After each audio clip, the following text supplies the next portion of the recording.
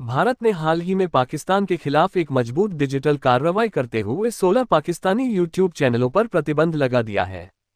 इस कार्रवाई में पूर्व पाकिस्तानी क्रिकेटर शोएब अख्तर और वसीम हबीब जैसे प्रमुख चेहरों के चैनल भी शामिल हैं। ये कदम जम्मू कश्मीर के पहलगाम में हुए आतंकी हमले के बाद उठाया गया, जिसमें 26 लोगों की जान चली गई थी। भारत सरकार का कहना है कि ये चैनल भारतीय सेना और सुरक्षा एजेंसियों के खिलाफ भड़काऊ, सांप्रदायिक और भ्रामक सामग्री फैला रहे थे। इस लेख में हम इस डिजिटल स्ट्राइक के कारणों, प्रभावों और इसकी व्यापकता पर चर्चा करेंगे। पहलगाम आतंकी हमला और भारत की प्रतिक्रिया। 22 अप्रैल 2025 को पहलगाम के बैसारन इलाके में हुए आतंकी हमले ने पूरे देश को झकझोर दिया। इस हमले में 26 लोग मारे गए, जिनमें ज्यादातर पर्यटक, स्थानीय लोग और कुछ विदेशी नागरिक शामिल थे। हमले की जिम्मेदारी द रेजिस्टेंस फ्रंट (TRF) ने ली, जिसे पाकिस्तान आधारित लश्कर-ए-तैयबा का एक सहयोगी संगठन माना जाता है। इस हमले ने भारत-पाकिस्तान के बीच तनाव को और बढ़ा दिया। भारत ने इसे सीमा पार से समर्थित आतंकवाद का स्पष्ट उदाहरण माना और तत्काल कड़े कदम उठाने का फैसला किया। इन कदमों में इंडस वाटर ट्रीटी को निलंबित करना, पाकिस्तानी नागरिकों के वीजा रद्द करना और उनके भारत छोड़ने की समय सीमा तय करना शामिल था। इसके साथ ही भारत ने डिजिटल प्लेटफॉर्म्स पर भी नकेल कसने का फैसला किया, जिसके परिणामस्वरूप 16 पाकिस्तानी यूट्यूब चैनलों पर प्रतिबंध लगा।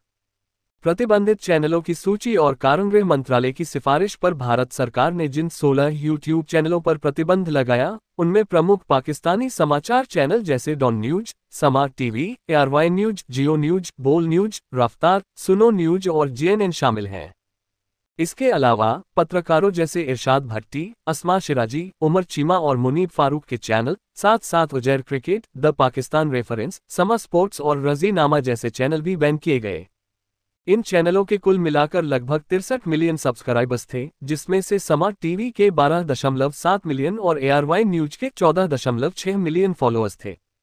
सरकार का कहना है कि ये चैनल पहलगाम हमले के बाद भारत के खिलाफ गलत और भड़काऊ जानकारी फैला रहे थे। इनमें भारतीय सेना और सुरक्षा एजेंसियों को बदनाम करने वाली सामग्री, सांप्रदायिक तनाव भड़काने वाले कंटेंट और भ्रामक नैरेटिव शामिल थे। इसके अतिरिक्त कुछ pro Pakistan social media accounts ने भारतीय सेना की तैयारियों से संबंधित गोपनीय दस्तावेज लीक होने का झूठा दावा भी किया, जिसे प्रेस इन्फॉर्मेशन ब्यूरो (PBI) ने खारिज कर दिया।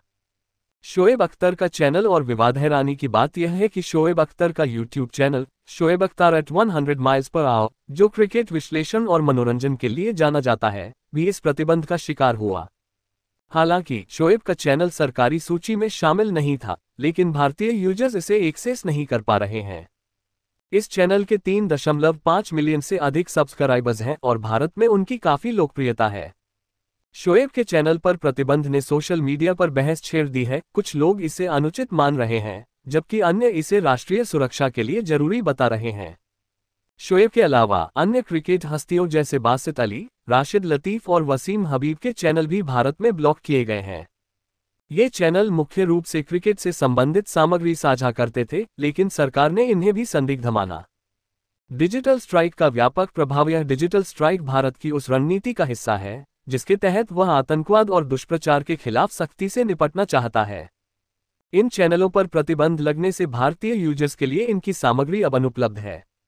जब कोई यूजर इन चैनलों को एक्सेस करने की कोशिश करता है, तो स्क्रीन पर एक संदेश दिखाई देता है, जिसमें कहा जाता है कि राष्ट्रीय सुरक्षा या सार्वजनिक व्यवस्था से संबंधित सरकारी आदेश के कारण ये सामग्री भारत में उपलब्ध नहीं है। इसके अलावा भारत ने BBC, AP और रॉयटर्स जैसे अंतर्राष्ट्रीय मीडिया हाउस को भी चेतावनी दी है। BBC की एक रिपोर्ट में पहलगाम हमले को मिलिटेंट अटैक कहने पर भारत ने आपत्ति जताई और BBC इंडिया के प्रमुख जैकी मार्टिन को पत्र लिखा। भारत का मानना है कि ऐसी शब्दावली आतंकवाद को कमतर आंकने का प्रयास है। निष्कर्ष, भारत की यह डिजिटल स्ट्राइक न केवल पाकिस्तान के खिलाफ एक कड़ा संदेश है, बल्कि यह भी दर्शाता है कि भारत डिजिटल युद्ध क्षेत्र में भी आक्रामक रुख अपनाने को तैयार है।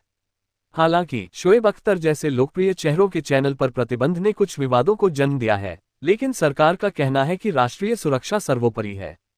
ये कार्रवाई भारत-पाकिस्तान संबंधों में एक नए तनाव का प्रतीक है और आने वाले समय में दोनों देशों के बीच डिजिटल और कूटनीतिक मोर्चे पर और टकराव देखने को मिल सकता है।